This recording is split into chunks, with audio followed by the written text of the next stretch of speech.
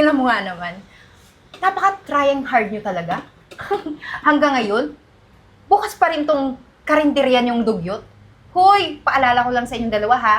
Tingnan nyo, wala na nga kayong customers. Ibig sabihin nun, laos na yung karinderyang to. At ibig sabihin nun, hindi masarap yung mga luto nyo. O ano yan? Adobo? Bakit ka-color ng tae? Tapos yan, ano yan? Ha? Ano yan? Menudo. Minudo. Parang suka ng tao. Alam niyo, kung ako sa inyo, isara nyo na lang tong karinderyang to kasi wala na kayong pag-asa sa buhay. Kaya nga ikaw, di ba, hindi ka nakapag-enroll sa college kasi nga, wala na kayong pera, mahina na yung negosyo nyo. Pati itong nanay mo, ugod-ugod na. Kaya, anong bagsak mo? Wala. Ay, nako, hindi kayo tumulad sa akin. Tignan nyo ako. Nagbunga yung pagiging working student ko sa campus, doon sa university kung saan ako nag-school. Kaya, tingnan nyo ako ngayon, assistant chef ako. Kayo, ano? Hanggang dyan pa rin kayo? Walang asenso sa buhay, be? Uy, isip-isip pag may time. Diskarte. Well, good for you. Naging assistant ka ng chef. Kaya, ayan, maganda ang buhay mo.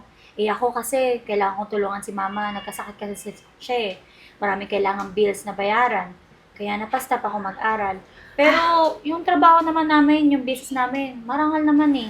Wala naman kami ibang tinatapakan na tao. Tapos, as long as may mga kumakain pa rin sa karinderya namin, patuloy pa rin kami, di ba, nanay? Ikaw lang naman nagsasabi na mahina eh. Kung tutuusin, eto nga yung bread and butter namin. Nakakaraos naman kami. Ay nako, kahit anong sabihin nyo, wala. Hanggang dito lang kayo, wala na kayong pag-asa sa buhay. Ayun na nga, nagkasakit yung nanay mo, hindi pa rin kayo huminto. O, tapos ano, magkakasakit na naman yung nanay mo. Anong gagastusin nyo? Kayo mga ano talaga kayo, makikita yung utak mo, hindi kayo nag-iisip. Tapos kakasabi ko lang, di ba, wala kayong customer? Ano, may mga nakikita ba kayong hindi ko nakikita? Baka multo na yung mga customer nyo. Baka nag-hallucinate na tong nanay mo kung ano na nang nakikita na customer. Eden, past lunch ka na nagpunta kanina, dagsa tao dito eh. Ay nako, kung ako sa inyo, wag nyo nang ipagpatuloy ito. Mabuti pa ako nakapag-register sa isang competition, cooking competition. Alam niyo ba, ano yung mga prizes? Ha! Hindi nyo mai-imagine. Pag nanalo doon, magkakaroon ng sariling restaurant, tapos magkakaroon din ng 5 million cash. Maganda yung prices, ma. Maganda nga. Pero ikaw, wag na. Tapos na yung registration, wag ka nang umasa. Kaya ako, feeling ko, ako yung mananalo eh. Masarap din naman kasi ako magluto. At plano ko kapag nanalo ako, mag-aaral ako ng culinary doon sa ibang bansa. Kaya, wish me luck. Grabe naman magsalita yung kaibigan mo. Ano pa sa niyan? Ma, ganun talaga yung tabas ng bibig niyan eh. Sobrang taas. Grabe namang Eden yun. Yabang-yabang na ah. Ang taas pa rin ng tayong babaeng yun ah. Nako, hanggang ngayon, di pa rin nagbabago. Sama pa rin ang tabas ng bibig. Sa ugali. Arian, alam mo ba, hindi pa naman tapos yung registration eh. Sabi niya tapos na daw. Hindi pa, pwede ka pang makahabol. 500 lang naman yung registration fee, kayang-kaya yun. Oh anak, sumali ka. Naku, ma'am, baka mamaya hindi ko kaya. Kaya mo Magagaling yun. yung mga sumasali. Kaya mo yun. Naituro ko na sa'yo yun. Dapat ituro ko eh. Kaya mo yun, di ba? Oo nga, Arian. Isa pa kung pinoproblema mo yung registration, ako bahala sa'yo. Sagot ko na yun. Oh, pala yun. Sasagot Sige ka na. na, Ibet eh. Sigurado ka ba? Sige Oo, na, ako sumali bahala ka na. sa'yo. Sige na, Ibet. Samahan mo si Arian. Ngayon pa lang, nagpapasalamat na talaga ako sa'yo. Nakawala po nga naman yun, Tita Gina. Sasamahan ko to si Arian. Sige na, akin na yan. Sige na, magbihis ka Sumama ka na kay ano. Magbihis ka na doon. Ako na bahala dito. Balik ko na lang doon, ma. O, tara na. Tara, Oh, sige, sige. Para makahabol kayo sa registration. Sige, ma. Sige. Ma, tingin mo ba kaya ko? Tingin mo yung mga judges, so parang hindi magugustuhan tong watermelon sinigang na niluto ko. Huwag ka mag-isip ng ganun. Think positive. Nandito ka na eh. Hindi ka matatanggap dito kung hindi mo kaya. Kaya mo yan. Natikman ko na pati yung luto mo kanina. Ang sarap. Huwag kang tensyonado. Cool ka lang. Hoy! Talagang ang kapal ng mukha nyo, no? Sumali kayo sa ganitong competition. Hindi naman kayo karapat-dapat dito at hindi kayo nababagay. O ano? Talagang kinapalan nyo yung mukha nyo. Anong ginawa nyo, ha? nanghiram kayo ng pera, nangutang kayo ng pera pang registration. Eh, alam ko naman wala kayong pambayad eh. Ano ba naman talagang problema mo sa amin? Ano? Kayo? Malamang. May kaibigan akong tumulong sa akin para mag-register dito. Tsaka, qualified naman ako eh. Kung di ako qualified, hindi ako matatanggap. Umpisa pa lang. Magdahilan ka pa. Kahit anong sabihin mo, idahilan mo, wala akong pakialam. Ang gusto ko nga wala kayo dito eh.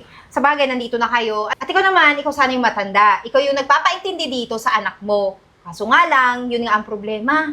Eh wala kang narating, di ba? Mahina yung takbo ng utak mo, kaya minana ng anak mo. Kagaya ng sinabi mo, ako yung matanda, ako yung nakakaintindi ng lahat. At naiintindihan kung kayang-kaya ng anak ko yung competition na to. Huwag ka na mangarap nga. Ano ba?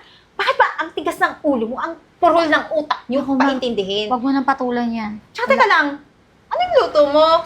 Bakit ang panghe? Ihiba yan ng kambing? Hindi watermelon sinigang to. Special to ng mama nung kabataan niya. Baka ayun ang naaamoy mo yung hawak mo. Excuse me, itong niluto ko, marinated beef to. At alam niyo saan galing tong karne nito? Galing pa sa Netherlands. Kaya kayo, huwag kayong umastang feeling yung masasarapan lahat ng judges. Kasi, naku, yung pamprobinsyang, ano ba yun yung luto? Yung lutong bahay na hindi ko malaman. Baka naman masuka yung mga judges niyan. Sumakit pa yung tiyan. Naku, makabayad pa kayo. Kung ako sa inyo, umatras na kayo. Well, hindi naman ikaw ang judges. Tingnan na lang natin mamaya kung sino. Okay? Okay, pagsisihan nyo lahat. After matikman, yung special recipe nyo na ihi ng kambing. Pero wait, gusto ko lang sabihin sa inyo, wala kayong pag-asang manalo. Kasi, ako naman talaga yung mananalo eh. Ako yung karapat-dapat. Kaya, kung ako sa inyo, umatras na kayo habang may oras pa. Ano? Go na! Pwede naman siguro antayin natin muna yung judges, di ba?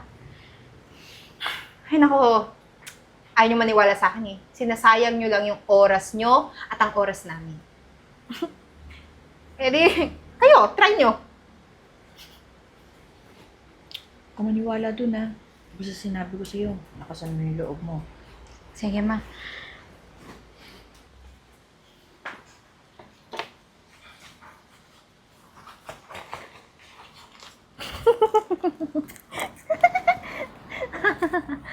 Ay, yum!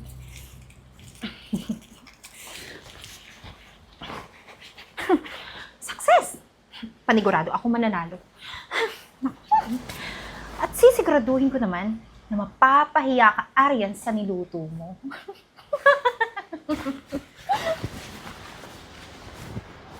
O ano, Aryan? Ready ka na bang matalo? Mapahiya? At umuwing luhaan? Okay lang. Basta, alam ko, sa sarili ko na ginawa ko yung best ko. Binigay ko ang lahat para magkaroon ako ng putahing magugustuhan ng judges. At hindi ko magawa ng masama sa ibang tao. Congratulations sa inyong dalawa. Kayo yung final to na finalist natin ngayon na matitikman ko ang gawa. Ito kay Miss Eden at ito naman yung kay Miss Aryan. So, etong kay Miss Eden, ano nga ulit ito? Yung sabi mong marinated beef na galing pa ng Netherlands, tama ba? Yes po. Talagang in-order ko yung karning yan 2 months before the competition para naman siguradong magustuhan ng mga judges yung ilulutuin ko. At kapag sinabayan mo pa yan ng red wine, talagang hindi ka na uuwi sa inyo. Nako, Miss Eden, ang sarap naman pakinggan ng mga sinabi mo. Tsaka, sobrang bango at mukha naman talagang masarap. O shot, sige, titikman ko na ha. Titikman na natin ang ating beef marinated by Miss Eden. O, di ba? Masarap? Sabi sa inyo eh. Miss Eden, napakasarap ng niluto mo. Wala akong masabi. Ang galing! Sarap! So, ibig sabihin, panalo na ako. Nako, Miss Eden, may chance ka naman talagang manalo. Napakasarap ng niluto mo. Pero, to be fair, kailangan ko muna tikman yung niluto naman ni Miss Aryan, which is sinigang Sa watermelon po. sa watermelon. Nako, mukhang masarap din to ha. Titikman ko. Yung soup.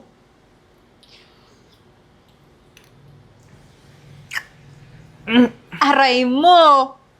Mukhang mapapauwi ka na maaga, Aryan. Aryan, ikaw nagluto nito? Opo. Ako po nagluto. Actually, turo po sa akin ng nanay ko yan. Specialty po niya kasi yan sa probinsya. Hindi ako Ang sarap! Sobrang Teka lang! Teka Ang lang! sarap! Ngayon lang ako nakatikim ng ganito klaseng sinigang. Sir, wait lang. Ano masarap? Maalat yan eh. Anong maalat sinasabi mo? Ano? Kasi sa amoy pa lang, sigurado na ako maalat yan. Ganun ba? Napakasarap din nga ako makapaniwala sa buong buhay ko. Ngayon lang ako nakatikim ng ganito kasarap. Yung asin po, tsaka yung tamis ng watermelon. Ang sarap. Talagang manamis-namis na. Alam mo, sa competition na to, ang mananalo ay si Aryan. Hoy, teka lang, wait. Anong siya? Hindi nga yung masarap yung luto niya, maalat yan. Panigurado. Ganun ba, Miss Eden?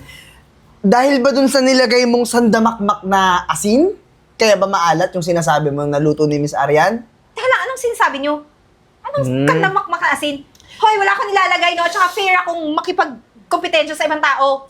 Kung fair ka, bakit sinabotahin mo yung luto ko? Mapagbintang ka rin, no? Huwag ka nga magsabi ng ganyan. Kasi yung mga pinagsasabi mo, pwede ka makasuhan. Miss Eden, nakita na sa CCTV yung ginawa mo.